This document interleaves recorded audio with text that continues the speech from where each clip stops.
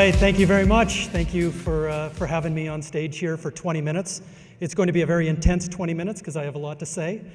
First thing though, and a little bit of a clickbait title, thank you channel partners for that, but the answer to the question, I think 100% of us would sell our business if somebody wrote a big enough check. So when you ask the question though a different way, you get a more nuanced answer to this question. And when I started looking around, technology is the fastest growing industry in the world. It has been for a long time. Out of the $80 trillion that flows in the world, IT is about 5 trillion of that today and growing very quickly.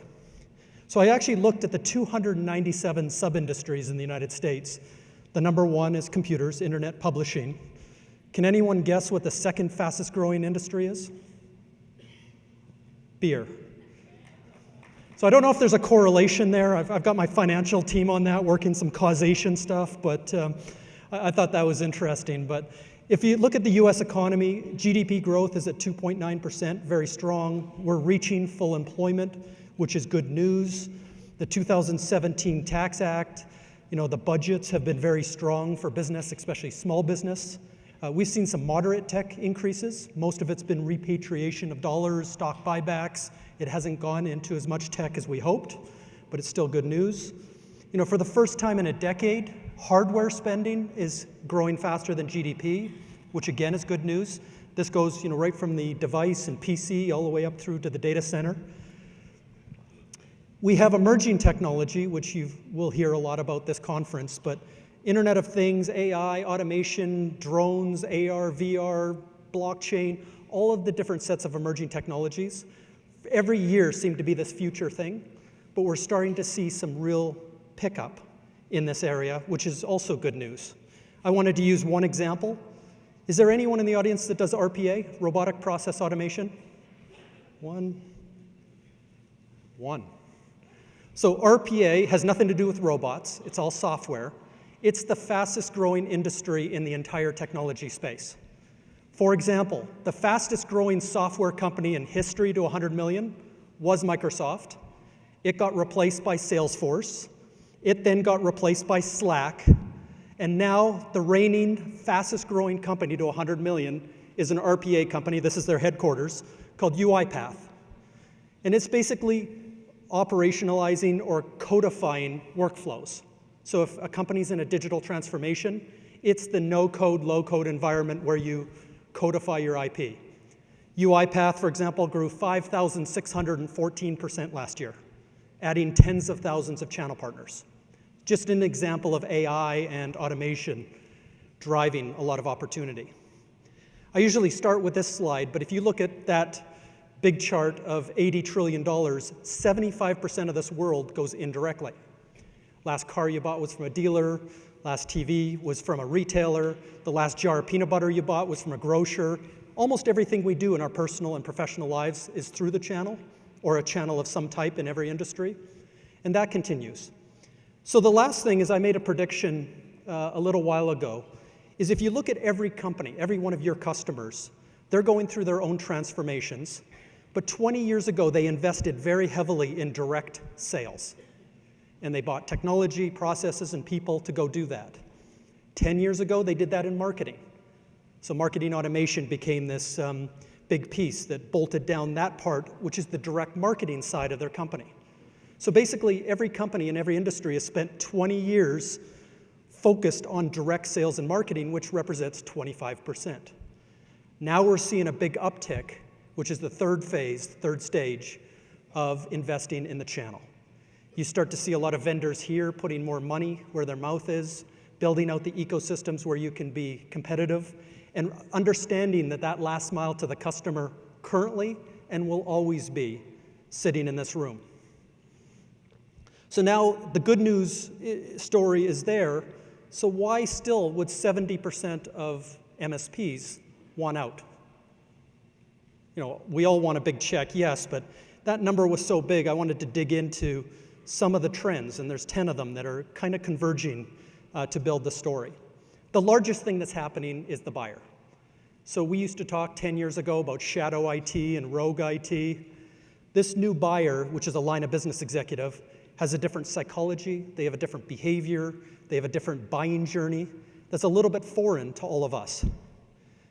But now it's not shadow IT anymore, because 2/3 of every technology dollar in the world is spent by these buyers. And in most cases, they don't go through IT, they don't go through procurement, there are no RFPs, they're spending on their departmental credit card, and this is accelerating. That'll probably be 80% in the next few years. So if I dig just a layer deeper on these buyers, 68% of them look like consumers now.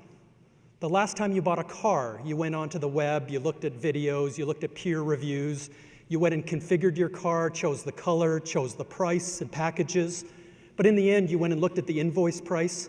You were so smart when you walked into that dealership, and then everything broke. You sat there for 8 hours while the salesperson went and got a deal from the manager.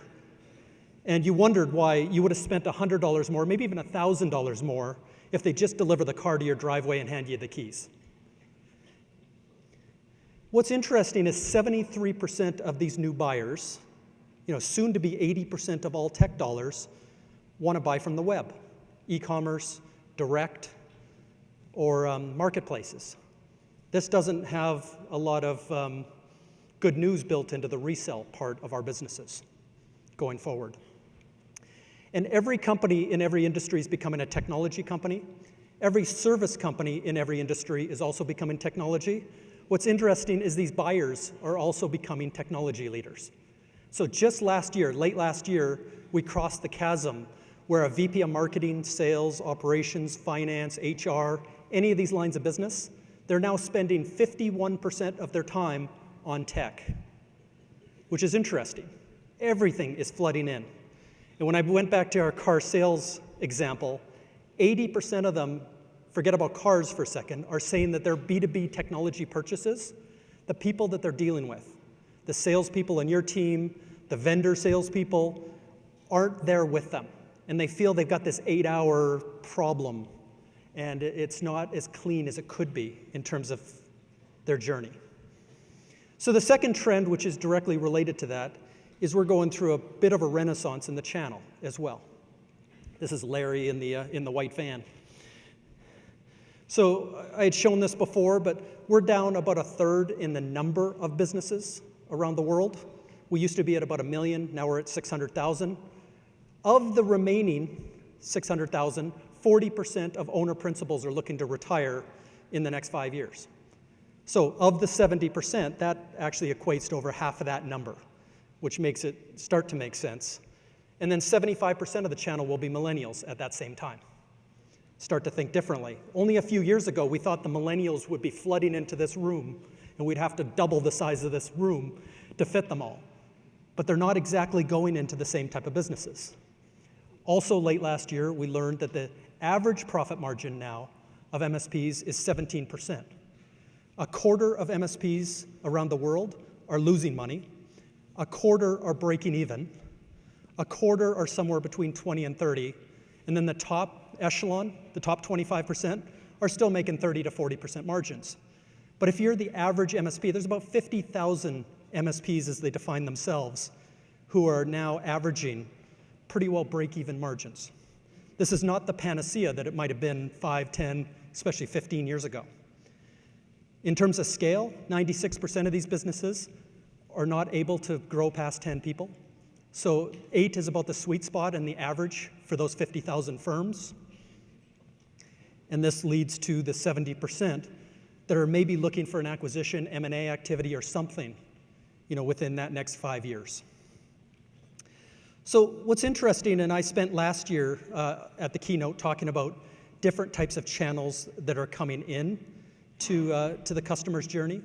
But this new line of business buyer will, on average, bring in 5 different partners into the deal. Remember, there's 3 parts of the deal. There's that 68% where they don't talk to anyone, which is the digital part of the deal, the transaction itself, and then everything's a subscription today. So the renewals and the retention of these customers becomes a whole other part of the journey. And now 58% of them are bringing in channels directly. They're not walking down the hall to ask who's approved. They're not going to procurement. They're not going to ask IT. they're just bringing in people by themselves to build the projects, to build these digital transformations, to spend this 65% of dollars. They're going to choose which kind of channels they bring in themselves. The next major trend is every one of your customers, every customer pretty well in every industry, is moving their business into an as-a-service type of business, which is another fancier way to say subscription. And we've lived in subscription for decades, but it's very new to a lot of businesses, and it creates a lot of opportunity from a technology perspective, but it also creates a lot of change. So in our personal lives, if we need a car, if we need a place to stay tonight, if we need our groceries delivered, if we need our car washed, there's an app for everything now. My iPhone is full. But in the business world, this is changing almost every business. So you can't think of anything more traditional than a forklift, in terms of construction industry. But here's a forklift that doesn't charge by the hour, doesn't charge by the project. What does a forklift do? It only does one thing. It lifts stuff. It has an IoT device embedded, and it'll charge a customer based on weight. And so this allows this manufacturer to actually bill the customer and have their outcomes identical, and allows them to be more flexible in terms of how these are deployed, and allows the customer to get more data and innovate how they help their business. So here's an old-fashioned train, but instead of charging a city or a region by the day or by the mile, they take a revenue share of each ticket that a customer buys. So if this train is out of service, Hitachi doesn't make a nickel. And by the way, they're aligned to the customer, and they both have the exact same KPIs of getting more ridership and optimizing this train's performance. And I could go through 1,000 examples, but it's a new world in terms of how your customers are thinking about their own businesses and the technology help they need to go through that transformation. Then I talked about these different phases of buying that your customer's going through. And it's not going to be with one person. It could be upwards of 5 different people, and how you look at your customer in a different way. So I always use the example, when you go to your customer the next time, or your salesperson does, have them flip through the guest book at the beginning, at the front, if they allow you to, and see who's calling on your buyer. So if an accountant is in there talking to the CFO, 81% of accounting and CPA firms today are doing tech services. They're probably talking transformation of some type. If a digital agency is in talking to the marketing folks, again, high 70% are doing tech services. All of these companies coming in, consultants, ISVs, different types, are having an influence and are earlier in that journey than perhaps you are, and you have to look at it a different way. So we're going through a change in programs, how vendors work with you. In the past, it's been a gold, silver, bronze pyramid scheme. Just sell a bit more, you get to the next tier, you get a few more things. Almost every day you see partners or vendors move away from that a little bit into this idea of an ecosystem. So if you wrap partners around a customer instead of a revenue model, for example, everything changes. So, you've got let's say the biggest vendor in the world is Microsoft, who has 400,000 partners. They're bringing on 7,500 partners a month. That's the most of any company in any industry in the world. 80% of those partners are non-transacting. In the old world, they would have been part of some long tail strategy, but today they're anchored around a buyer. So the buyer is a VP of marketing in a mid-sized clinic in upstate New York, looking to bring more patients in the door. They've got 50 doctors. This is their problem. If you anchor a program around that, your ecosystem, all of the partners, most of them non-transacting, that go around that star, all the planets that circle, that go around that star, become part of that program. The way you message, the way you deliver content, the way you enable all of those partners is much different in an ecosystem. The other thing in the cloud world is the average customer, all those lines of business, will buy 7 things. So it's not that they just buy from one vendor. They might start with Salesforce, NetSuite, Workday, Marketo, AWS, Google, whatever the first layer is of the cake. But they will go back and add security and compliance and business continuity collaboration, a bunch of other layers of the cake. So you're not just competing now for the base layer, you're coming in and there's multiple parts of the conversation. And as partners, it used to be this partnering model where you look at a digital agency, for example, you partner up, go call on that CMO or VP of marketing. But today, it looks a lot like P2P to P to P to P. If they have 5 partners at the table throughout the journey, you have to look at how you align and sell with and through and to all of these different types of partners and bring your value to the table. So how they're doing this, and I wanted to use an example of the ecosystem number or multiplier. So I use Salesforce as an example. They'll get up on stage in front of 180,000 people at Dreamforce and say $4.14. For every dollar we get, you get $4.14. Here are the 17 ways that that $4 is split up. It's ISVs, installation, integration, implementation, security, compliance. They'll list it all out. And then they'll show you the margin available to you in that world. And today it's somewhere between 40 and 75% for each of them. That's how they're running these ecosystems. We're starting to see a move to major marketplaces. Salesforce has the App Exchange, for example, but all the big vendors now have marketplaces that they're building that don't just wrap together the software, but the services, the consulting, all of the other pieces of it. Thank you. I'm dying. And this is accelerating this decline of resell that I talked about. It's meeting the buyer in terms of their preferences. So at Forrester, we predicted that 17% of all B2B purchases will be made via marketplace by 2023. Which is pretty impressive. This is not just tech. It's paper clips, it's forklifts, it's everything. It's a big, big number. Finally, we've got distribution, which is also going through a major transformation. All kinds of investments. You see a lot of consolidation, a lot of compression in terms of what they're doing.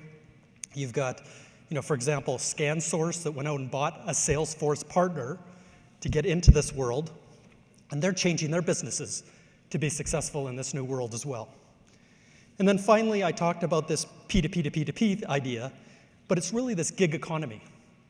In this new world, especially with the millennials, 75% of millennials that are flooding in, do they look more like Uber drivers than they do partners? Nobody is there today as a single throat to choke. They're not there as a trusted advisor, but they fly into an opportunity, they do their piece of that $4.14, at 75% margin, and they fly out. The average, by the way, partner of Salesforce has a 6-month demand on their services that they can't fulfill. So in any major city, to find a good Salesforce certified person, you have to wait 6 months. It's a huge opportunity, large margin, and again, they're not doing the billing, they're not doing any ownership of the project. They're basically moving in and out of these opportunities. So with 30 seconds left, 3 quick takeaways. Look at your own company, but look at your buyer. Look at the customers you have today and the prospects you're working on, and try to figure out, are there pockets of other opportunity that are out there that you could go and add value to? You may not own the whole project, but it's a great way to deploy members of your team and build a bigger presence in front of your customer. Second, with 65% of all tech dollars outside of IT, outside of the CTO, start looking at moving your own marketing and sales processes, look at your partnering process, but get obsessed over the new buyer, and then even get more obsessed over that first 68%. To do that, look at where you specialize, but get very detailed. Stop being a healthcare expert and start being a mid-sized clinic with 50 doctors in upstate New York trying to bring more patients in the door type of reseller. Once you do that, you can actually get first page on Google. You declare yourself to your vendors so they work with you in that constellation. That's not only where you are. You might be in 10, 20, 30, 50, 100 places. But there's 35 million opportunities to go and declare at that level. I talked about codifying, maybe RPA, maybe not, but codify your intellectual property. Things that you know how to do at that last mile. You don't have to hire developers, you don't have to bring in data scientists, no code, low code environments. Again, Salesforce, they have something called lightning bolts that you can do this. You know, a company like Accenture now has about 1,000 different software companies inside. None of these are software companies that will compete with any big software company. When you hit install, it's basically just a lead for them to come in and do the services to connect the dots. And then the final piece, probably the most important, is it's your brand. It's not the companies that you represent. It's not having logos on a white van. To get to the front page of Google, to get onto your vendors' search engines, partner locators at that specific customer, and more importantly, what your customers read, where they go, and the super connectors that they follow, it has to be you front and center on every one of those examples. And it's not about anymore just hanging a shingle out front and waiting for leads to come in. It's about declaring the place in the market that you're going to go and get 80% share and taking it.